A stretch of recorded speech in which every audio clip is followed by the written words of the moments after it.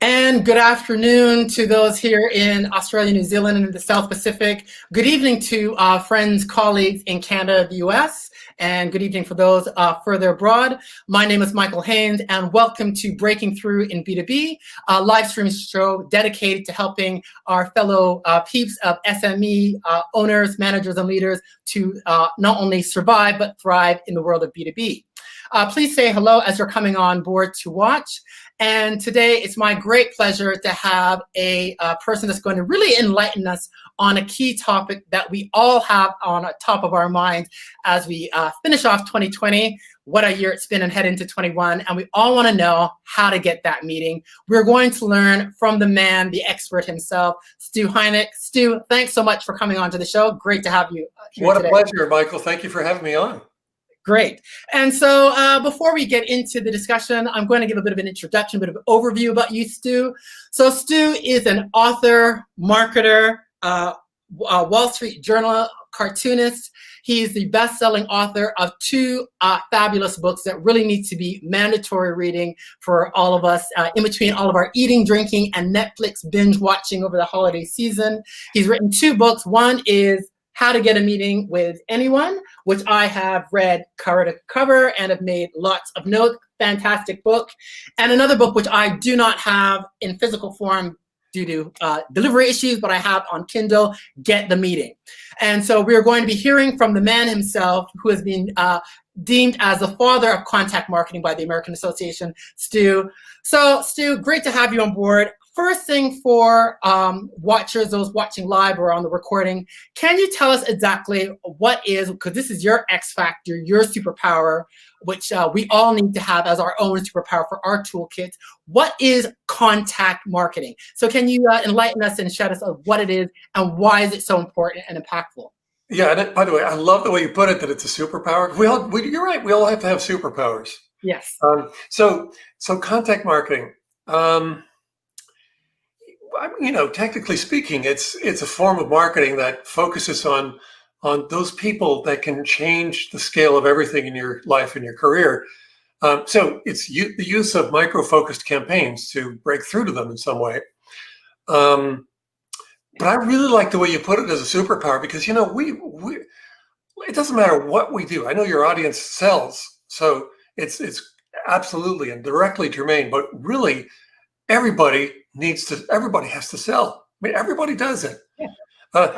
It's just how it's how we negotiate life. We've got to connect with people, and if you're going to be creating these great leaps in your career and in your business, you got to get meetings. So that's what it's about. It's about getting those critical meetings that can change the scale of everything. Fantastic. That's a really great description. And folks, I just want to emphasize that we're talking today from the father of contact marketing himself, and we're talking about contact marketing, not content marketing. Now, content marketing is something that is often quite used, and maybe even in some cases potentially can be incorporated into contact marketing, but we're talking about really how to get those cut-throughs to those for most of our viewers are going to be those VIPs, those C-levels to get those meetings. So Stu, your book again, How to Get the Meeting with Anyone, really fantastic. You really talk a lot about the nature of CEOs and VIPs. From your observation, since you've written the book and all the engagements you've had with we're working with clients and so forth, and everything that we've gone through, these past several months, we'll get into all of that, but how has the nature, the focus of the CEO VIP, has it changed much? And if so, are there any implications of things people should be aware about in terms of what they're going to have to be doing to get the meetings? Have things changed fundamentally since writing the book and utilizing it versus what's been happening over the past 6 to 8 months? Well, yeah, the pandemic, I would say, is yeah. I mean, so we're all working from home, and so, yeah, I mean, the whole nature of meetings, we're having a meeting right now. This is what face-to-face meetings look like now, or usually it's on Zoom, but that's changed, and reaching out to people has changed as well. You're going to reach them at home. So reaching them at home versus reaching them at the office is different, but it's actually kind of a golden age for getting meetings right now, because, people aren't traveling much. if at all, and they're not commuting, so they actually have more. We'll just call it open time to be able to take meetings that they might not have taken before. But I want to also say that and I do write about reaching out to CEOs in the book, but I'm talking about them literally and also as a euphemism. So they are also, we'll think of them as the center of enterprise opportunity for. Yeah, I love that term. Yes. Yeah, at your account perhaps, or as Anthony Iannarino shared with me, the CEO of the problem that you want to solve. So it's not always the chief executive officer, but if we're going to focus on the chief executive officer for a moment, these people, I mean, if it's with a big company, their time is worth. I mean, it's just worth a lot. To say, it could be thousands of dollars a minute. Yeah, absolutely. And so, even if that's not what they're paid, that's what their worth is to the company. So, and a lot of people are trying to get their attention. They figure, well, if I'm going to sell something, it might be nice to talk with the CEO first and get their buy-in before I do anything else. So it could be that, or it could be just that the CEO is the one who actually will make the decision. Yeah. But you've got to be very careful with or let's say very respectful with their time, very brief in your communication with them, and you just better have all your ducks lined up. I mean, you just don't show up and say, so tell me a little bit about what you do. No, exactly. You need to have done your homework. Yeah. Stu, in the book, you talk a lot about making sure, as part of it, being prepared and mindful of these, the time of the CEO, be it the CEO literally or the center of that enterprise opportunity. You talk a lot about the VIP makeover. For our viewers, can you talk a little bit about the VIP makeover and what are some of the, if you've got some 3 nuggets or so in terms of some essentials as part of your VIP makeover to make sure that you're relevant and you're going to be worthy of the time of getting in front of the CEO or other VIPs that you're trying to connect and engage with? Yeah. The first thing is you want to be very brief in your. Well, actually, I'm talking about a VIP statement, VIP makeover. You want to belong among CEOs, and so you should be reading what they're reading. You should be aware of what their issues are before you reach out. You should. I think when you're reaching out to them, you ought to be. Well, I think what they crave from the outside, if they crave anything, because usually their day is pretty full already, it would be insights. I think that's what really helps you break through. And so you need to be prepared with insights. And I guess also, if you're actually reaching out to the actual CEO, you want to make sure that there's true relevance there. You don't want to waste their time. That's really probably the biggest one. You just don't want to wait. You want to be very respectful of their time. So I also talk about a VIP statement when you're reaching out to someone. I say in the book, and I try to do this in my own. I think I go over the limit a little bit, but I'm saying that you want to be able to express why you're reaching out to them and essentially what the value is within 12 words or less. Okay, 12 words or less. Okay. That's a big trick. It's a good trick, but I interviewed David Brock for example, and David was saying that his is based on explaining what he does in such a way that has someone on the other end of the line saying, well, how would you do that? I mean, I could say, I specialize in helping people get meetings with anyone, literally anyone in the C-suite. They might ask, well, how the hell are you going to do that? But my statement actually is a little different. Usually when I'm reaching out to someone, I've sent them something, and I'm a cartoonist, so I send cartoons pretty often. That's what I use a lot. And so when I'm sending something out to the CEO, the first thing I will do is I'll reach out to their assistant and I will say, hi, I'll just introduce myself. Hi, my name is Stu Heinecke. I'm one of the Wall Street Journal cartoonists, and I'm calling because I'm sending a print of a cartoon about your boss. So that essentially is my VIP statement. Right. As a result of that, the assistant generally is saying, wait, what? Seriously? So that starts the conversation. It opens that up, and they're curious and they're okay. You got to explain that one. So it opens up that conversation. So that's essentially what you want. You really want to establish very quickly, whether it's directly with the CEO or with their assistant. Their assistants are so critical to this process. But you want to be able to establish yourself very quickly as someone who belongs. Great. Yeah. Now, I'd like to, before we get into talking about some of the various contact campaign methods, which you have a whole, that's your, superhero utility belt where you've got that arsenal. But before we get into that, I'd like to kind of just circle back a little bit with regards to the executive assistant, because often I find folks are very focused on, I've got to get the meeting with that VIP and that, C-level person, what have you. And sometimes they don't recognize the importance and how integral that executive assistant can be. I have found from my own experience that they've been my greatest ally, because they have turned, booked out calendars into, yeah, Michael, I can make that happen. Do you have any tips for folks in terms of how to engage and win over the EA? Just as much as he or she can open doors for you, she also can be your worst nightmare. He or she can be your worst nightmare and be a serious impediment if you don't get it right. So any nuggets, any tips you can share about the EA, which I think is an integral part of having that full superpower capability?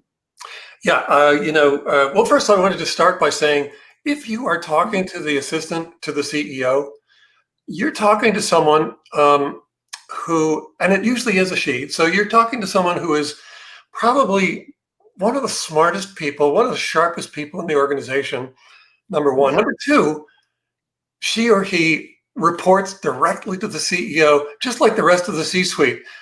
So I don't think they would agree with me that they're part of the C-suite, but they are. Yeah, they really are.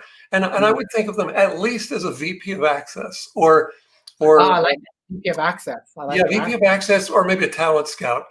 Yeah. Here's the thing. And people will ask, yeah. So, hey, do you have any good tips for circumventing the assistants? And I'm saying, yeah, don't do that. They are a potential ally. I'm always relieved when I hear when I connect with one, because they know what's going on. They are a potential ally. You've just got to show them very quickly. Again, talent scout. You got to show them your talent. Your superpower. You've got to demonstrate very quickly that you belong, but that's not that hard to do. And I think a lot of it just has to do with, right, I said earlier, respect the CEO's time. Also respect their assistant. They're they're super critical to your mission if you want to break through to that assistant. I'm sorry, that CEO. And then really, if you just want to break through to the company, they are absolutely critical. And so I think just showing the respect that they're part of this process, they're part of the process, and you have them designed into it, I suppose, might be the best way to approach that. I mean, there are a lot of things, a lot of really cool things you can do, but we're going to get into some of those. Yeah. But essentially, though, you just treat them as though you realize that they're part of the C-suite and that they're one of the smartest people, one of the sharpest people there, and you're just trying to get something done. Great. Yeah. Great. Yeah. And so, with the EA, would you be using your VIP statement with them when you have that initial?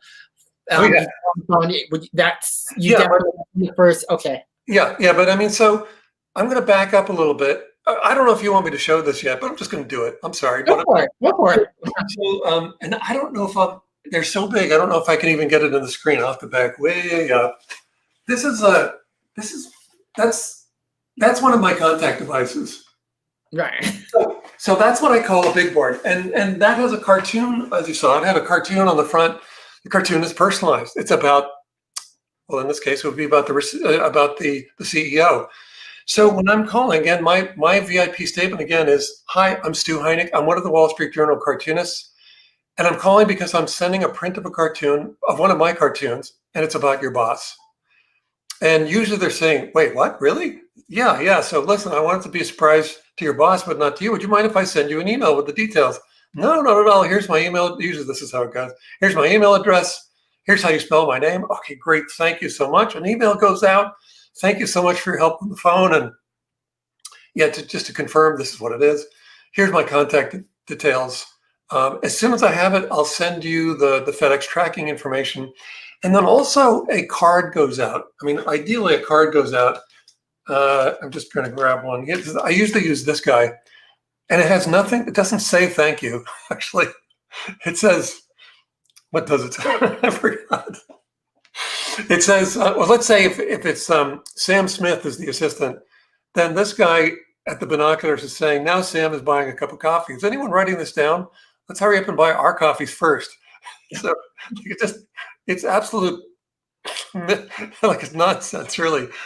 But it's a great card for, let's say, popping a Starbucks card in there. Yes. And saying thank you. It's my thank you card. So I standing up.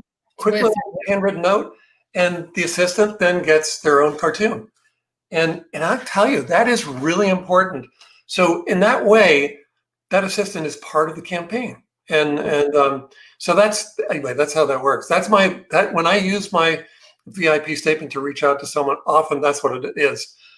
But there are so many other ways. I mean, and that's another I'd like to, if we could, I'd like to spend a bit of time now going through what are some of those different contact campaign methods, because you touch on, well, you cover a whole raft of them in the book. You cover a whole raft of them. So I'd love for you to discuss a few of them.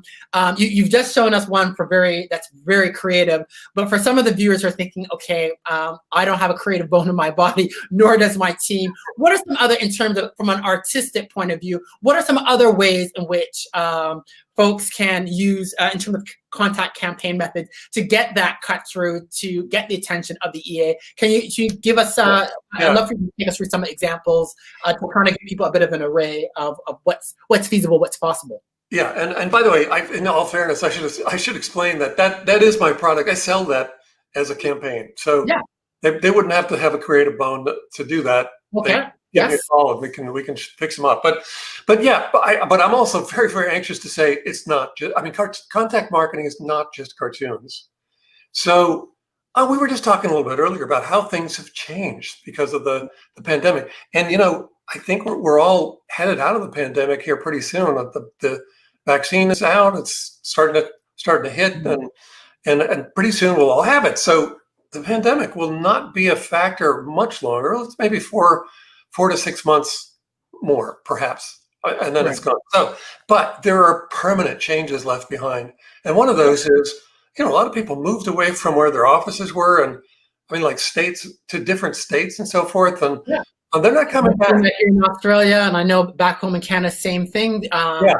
So there's more online activity. So that getting that cut through is going to be, pandemic or not, it's a crowded space. Online is where a lot of activity is, and getting that cut through to the EA, to the CEO is still going to be a massive challenge. So so how can we get creative, get innovative in terms of getting that? Well, the thing I was going to say is we're not going to stop meeting like this. If we're imagining this is a live stream, but if this was Zoom, we're not going to stop meeting like this. This is way too convenient. We love it already, right? Yeah, it is.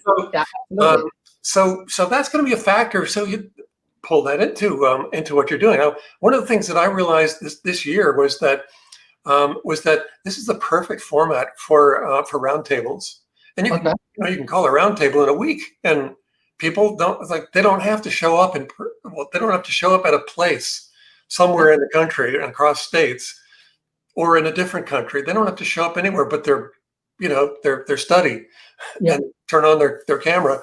So roundtables it turns out are great contact devices. So you can invite a whole group of really it's the people you want to connect with, but these are people that we'll assume they're pretty high level people. They may not be CEOs, but they may be the CEO of the problem that you want to solve.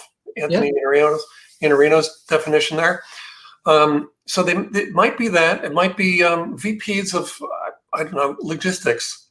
Right. And so you call the meeting or the roundtable, and you'll have some specific questions that you're going to put to the group. And it's a brainstorming session, but it's a brainstorming session of peers, and they love it. Yeah. And what you end up doing is hosting this thing. So you're running the roundtable, and these things create great contacts. So you don't have to spend $250 a piece on my big boards, or here's one of Dan Waldschmidt. Here's the sword campaign. I mean, this is Dan Waldschmidt's sword campaign. $1,000 on those a piece. You're not spending that. You're just putting together a little Zoom meeting, so you can do that. I want to touch on a few. I want to touch on a few of those things. So with a roundtable, because I know for many of the viewers, that would be something that they'll be with the new year. January just a couple weeks away. That's something will be of interest. Now, okay, organizing, planning to have the questions and the format is one thing, but again, though, Stu, how do we go about being able to get the cut through, to get those 6, 8, 12 people, what have you, to say, come to this 90-minute, 1-hour virtual meeting? How do we get the cut through to be able to get those people on that virtual call? Yeah, I mean, I think you could do it easily. I think it would be, I'm like an email, and you can get through and just tell them, this is what I'm doing. Be very brief in your copy. Don't make it look like a template, or a sequence or something. But just tell them, look, I'm putting together a roundtable. This is what's happening in logistics. It's an emerging topic, and I'm inviting you and also these people from these companies. And I'd like to confirm you as soon as possible. I think that's enough. That's probably enough to break through. But okay, so that's maybe the least mischievous thing you could do. You could send some pretty cool things through the mail. Can you give us some examples? I've got one in my hand. It's about to be raised to the screen here. But I'm just saying, I love visual metaphors. They're just a blast. So here's one.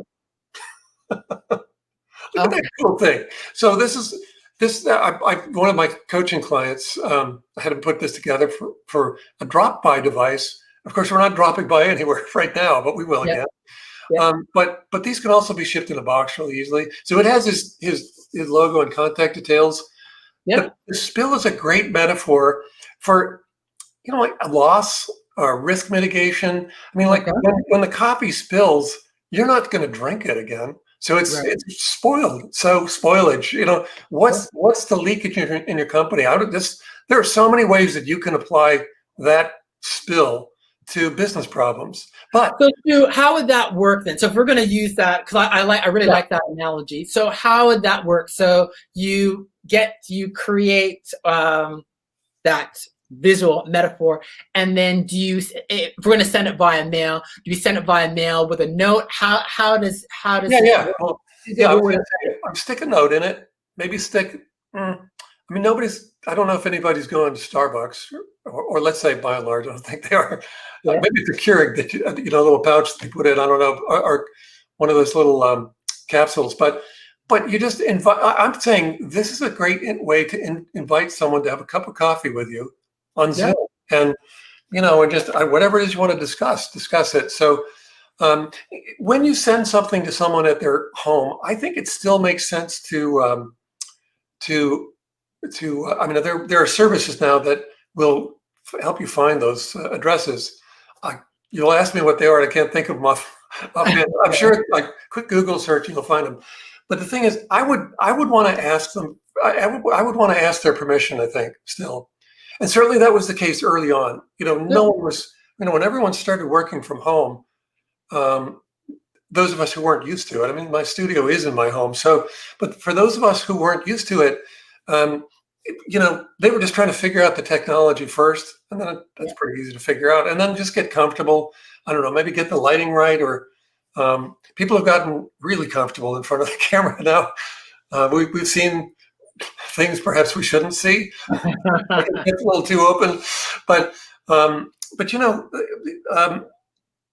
just think that so back then, I think it was critical that we ask permission. I mean, if I'm going to send a big board to your home, let me show you what it looks like when I ship it, because it's big.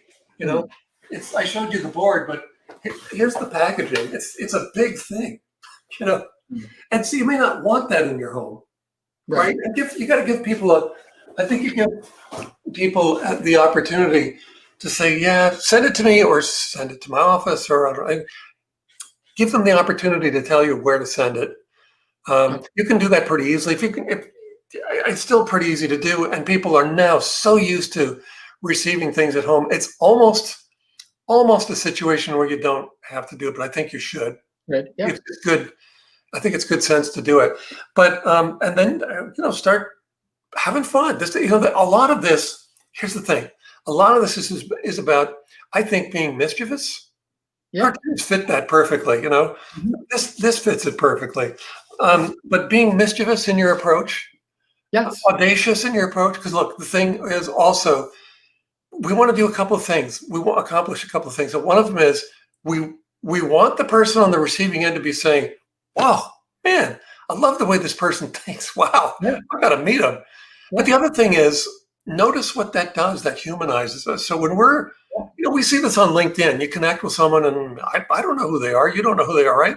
Yeah. It takes more steps to humanize yourself to each other. And that's true. That's true in any form of connecting with someone and getting meetings. I think the big thing is, if you humanize yourself, and all of this sort of takes place not simultaneously, but if you do something that's outrageous and audacious and really clever, or just smart, they're going to be saying, "Oh my God, wow, who is this? I got to meet him." I mean, we need that kind of thinking around here. Does that make sense? Yeah, it makes total sense. So, Yeah. Stu, getting into, I guess, some of the particulars of such a tactic, just to kind of Yeah. help guide folks. So, we're going to use the coffee example, because I think that's fantastic. You put a note in it. You've gotten permission. You've got your coffee cup. You put a note in it. You get it sent off to that VIP person's address. Then, in terms of now the follow up, any tips in terms of how that should work in terms of approach, time, what should I say? Did you get my coffee cup? What's that kind of next step in terms of that follow up once it's sent and presumably received on the other end? How should we take things from there? Yeah, well, yes, I think it's entirely reasonable to connect with them and say, "Hey, I sent you something. Did you get it?" Um, and of course, if there's, I mean, I would think, I don't know, it's me personally, but if I got that coffee spill, first of all, I'd be saying, "What the hell? Wait a minute, that's mine."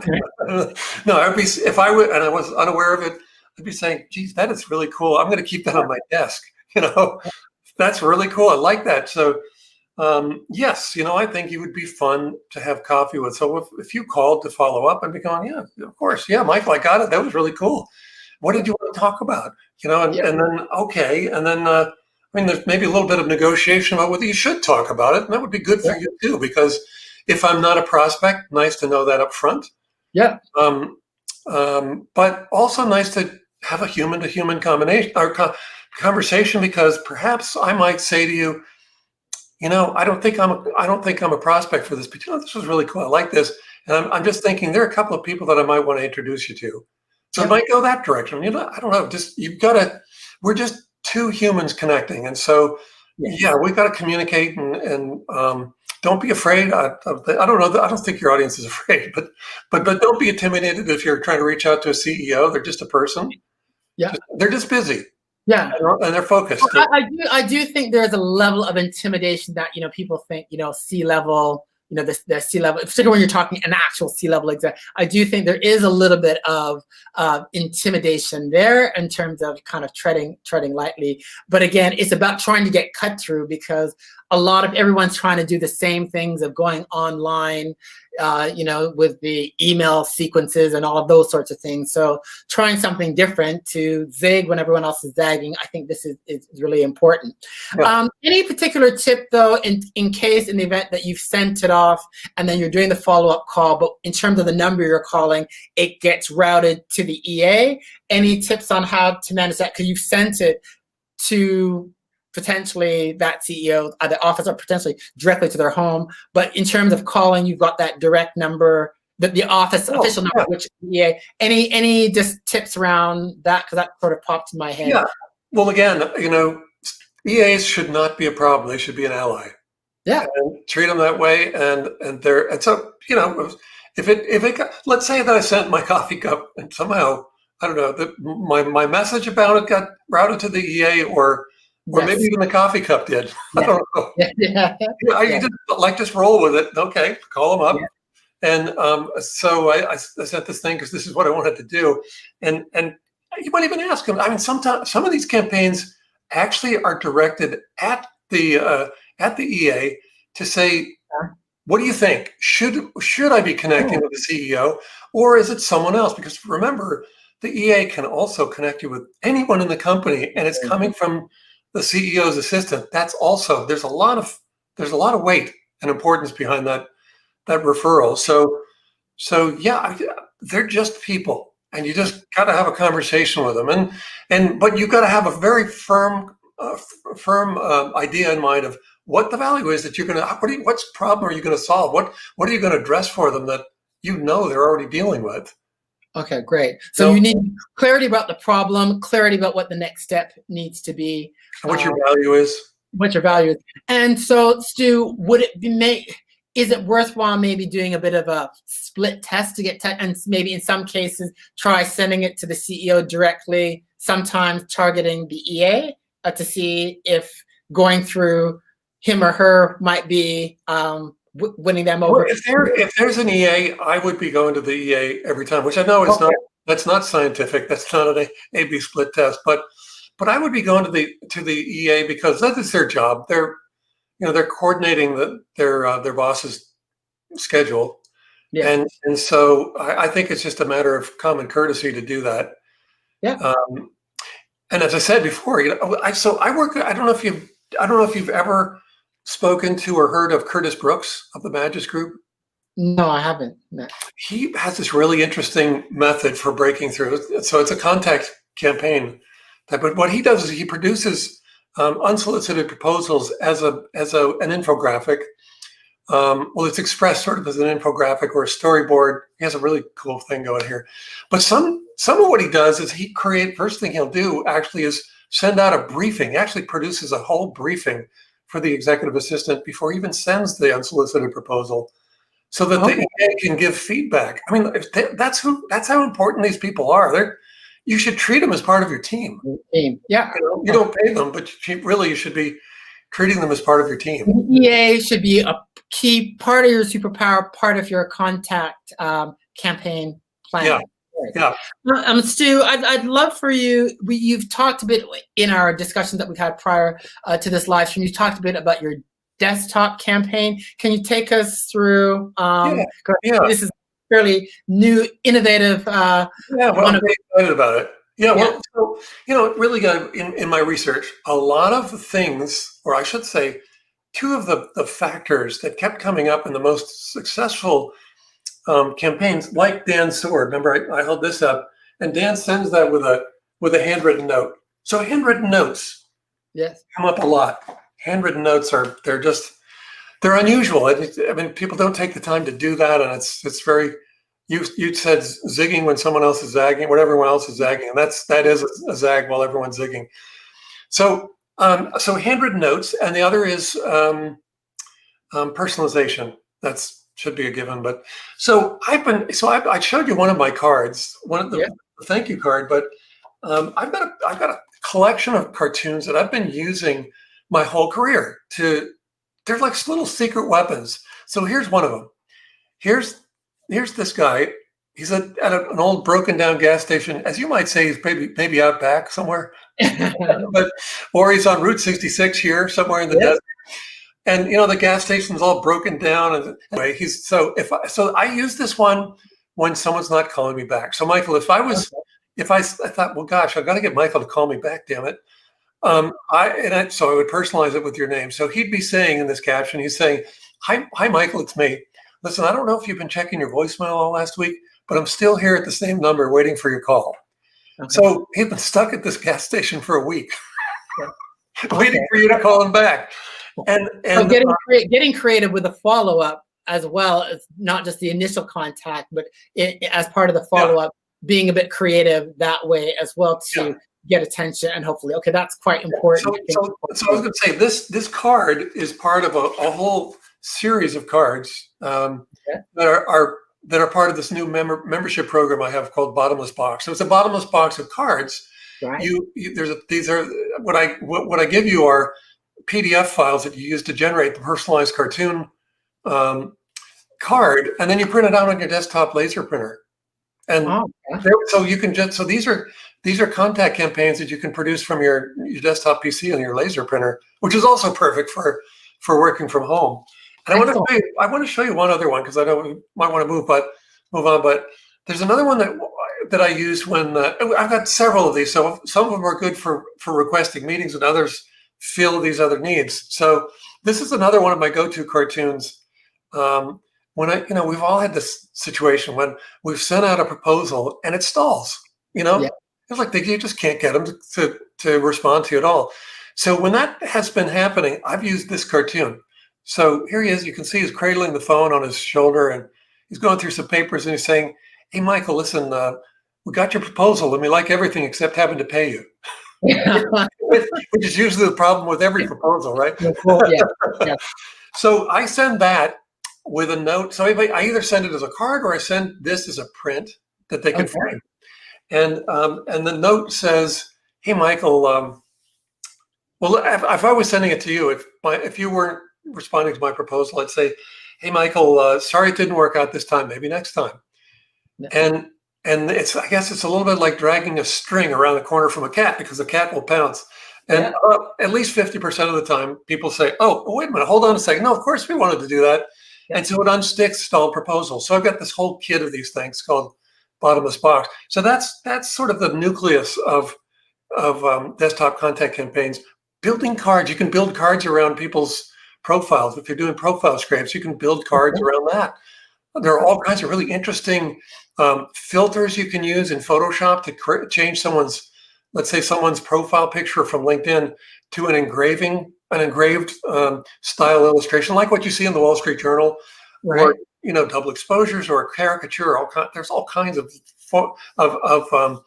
filters that you can. They're actually not filters. They act like filters, but they're called action sets. So they're scripts that you run within Photoshop. But there's all these different things that you can do using cards as your format. What's great about that is you can print them from your desktop, again, your desktop PC and laser printer, and you send them out, and you've got these great elements of personalization, to say nothing of it being personalized just by writing it to them, but then also handwritten notes. Yeah. And they're just very powerful and not expensive. It's not when Dan Waldschmidt sends that sword, I won't pick it up again, but when he sends those swords, it's $1,000 every time he sends one. Yeah. So, you don't have to spend, I don't know, 50 cents on a card. Yeah. A lot of money, $250 for our big boards. And so, contact marketing doesn't have to be expensive either. And that would be probably the biggest selling point of desktop contact campaigns. They're not expensive. Anyone can afford this, and you can do it while you're working from home. I think it's actually the perfect solution right now. Fantastic. And some of the keys to doing that effectively are trying to personalize where you can, making use of the EA as the executive assistant as part of the contact process, and doing your follow-ups, which is quite important, and using some creativity and some being a bit mischievous, again, to get a bit of cut through and stand out if you need to as part of the follow-up. Fantastic, Stu. So now I'd like to change gears a little bit, and I'd like to find out, what do you have next? Because Stu, I know you're kind of delving into the weeds somewhat. I'm totally way into the weeds now. You're well into the weeds. So can you tell folks as to what you have? I know we're going to have a while to wait before those insights can be revealed to us, but if you can tell us, what's next on the horizon, and what's got you in the weeds, and what exactly you're doing next, it'd be fantastic. Yeah, thank you for asking, because I'm so excited about this. It's amazing. And so many years ago, I was driving down the Santa Monica Freeway in LA, 6 lanes of traffic on either side of a 40-foot wide concrete median, and a crack in the median, and a crack in the concrete of the median was this little dandelion. And it's just, sort of buffeting. It's, happily, I would say buffeting in the breeze, but it's really all turbulence and exhaust. It didn't care. It was just happily unfurling its process. And I thought, wow, in my career, I hope I do that. I hope I live up to something like that. I would love to live up to that. And so that's what started this. So I am now halfway through the manuscript.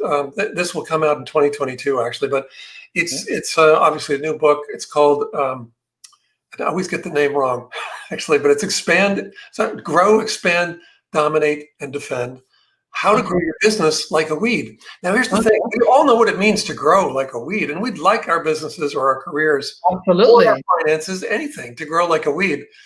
But when we look to literature, go to Amazon and look for growth strategy books, we don't, even though we all understand what it means to grow like a weed, there's nothing there to explain how to grow like a weed. We get flywheels and stretches of blue water and operating systems and traction tires, anything but weeds. So I decided I would study weeds, and I've become not even close to an expert, but just expert enough to get in trouble here.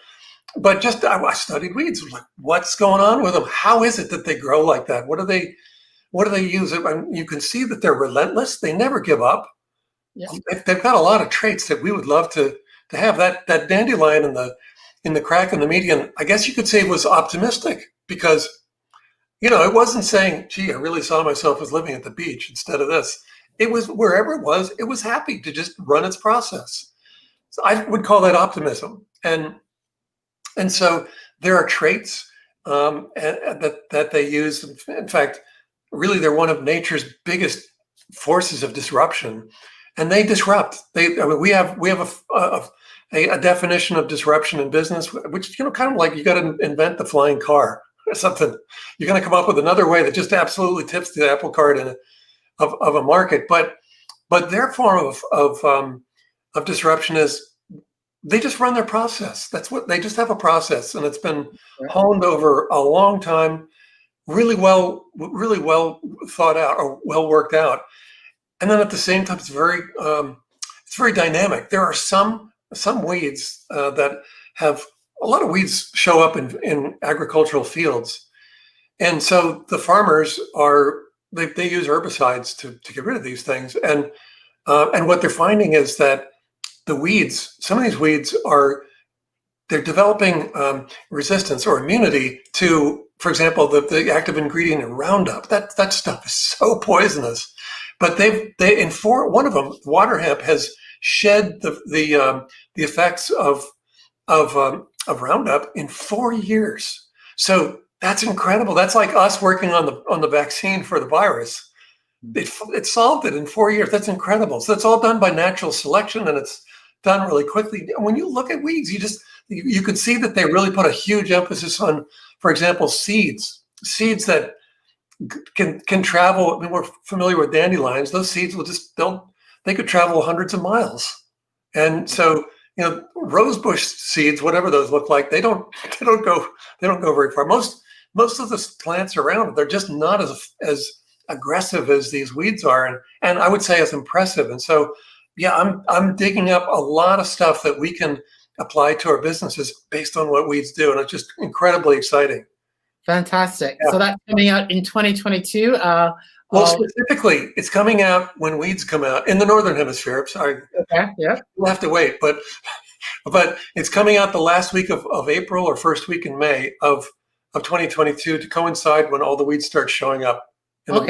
Everywhere, in everybody's yards and vacant lots and fields and so on.